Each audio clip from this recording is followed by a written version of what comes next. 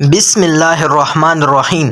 غسل فرض ہونے کے اسباب: نمبر 1 جنابت، نمبر 2 حیض، نمبر 3 نفاس۔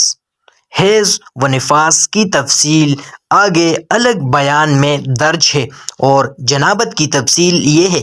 جنابت کے 2 سبب ہیں۔ پہلا سبب منی کا شہوت سے کود کر بغیر دخول کے نکلنا، خواہ چونے سے ہو یا دکھنے سے یا کسی خیال و تصور سے یا احتلام یا جلک یعنی ہاتھوں سے حرکت دے کر سے نکلے، سوتے میں یا جاگتے میں، حالت ہوش میں ہو یا بے ہوشی میں، مرد سے نکلے یا عورت سے، ان سب صورتوں میں اس پر غسل فرض ہو جائے گا۔ اگر کوئی مرد یا عورت سو کر اٹھے اور اگر جسم یا کپڑے پر تری دیکھے تو اگر اس کو احتلام یاد ہو تو اس پر غسل فرض ہوگا، اور اگر احتلام یاد نہ ہو مگر منی کا یقین ہو تو بھی غسل فرض ہے، اور ندی کا یقین ہو تو غسل فرض نہیں۔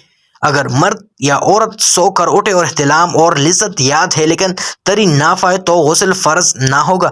رات کو خاوند و بیوی کسی بچھونے پر سوئے تھے اور اس بچھونے پر منی پائی جائے اور دونوں میں کسی کو احتلام یاد نہ ہو اور دونوں اپنی اپنی منی ہونے کا انکار کرے اور مرد و عورت کی منی کی تمیز کی علامت بھی نہ پائی جاتی تو دونوں پر غسل واجب ہوگا۔ اگر مرد کی منی کی علامت ہے تو صرف مرد پر غسل واجب ہوگا، اور اگر عورت کی منی کی علامت ہے تو عورت پر واجب ہوگا، اور اگر احتلام یاد ہے تو اسی پر ہوگا جس کو یاد ہے، دوسرے پر واجب نہیں۔ اور اگر منی خشک ہے اور اس بستر پر پہلے کوئی دوسرا سویا تھا اور ان میں سے کسی کو احتلام یاد نہیں تو دونوں پر غسل واجب نہیں۔